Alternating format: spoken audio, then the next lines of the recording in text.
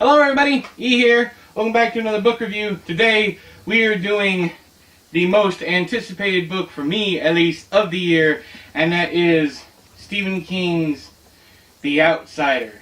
Boy, let me tell y'all, this book was good.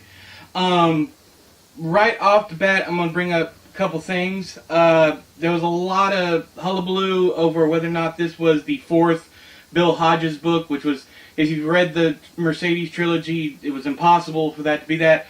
Holly from, I don't think this is any big spoiler at this point, Holly from the Hodges books is in this book, but this is not a book about Holly Gibney.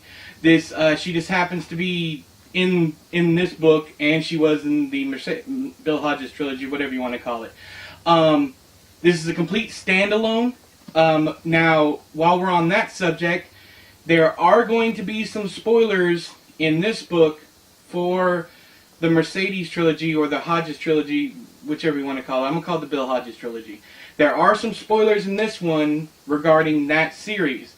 So if you plan on reading that series, I do suggest, unfortunately, read that series before you jump into this one. I'm not going to go into spoilers for this book. When I do my Thursday Theorist video for this one, which we will be getting to in roughly about 7 weeks. When I do that, then we will get into the spoiler territory. This book, I'm pretty sure at this point, is in my top 5 Stephen King novels. What am I going to be replacing? If you guys watch my top 5 Stephen King books, I'm going to be replacing, this has bumped off The Wastelands. I was on the fence whether or not I was going to bump off Bag of Bones or The Wastelands. I think I'm going to bump off The Wastelands for this one. This book is so much fun.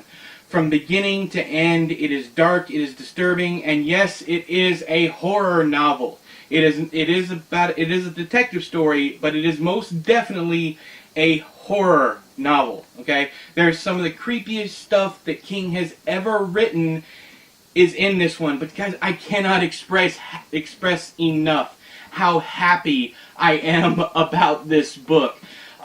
This just goes to show you, and the guy's written published over 60 books at this point in his career, and he's still trying new things. He's still doing new things.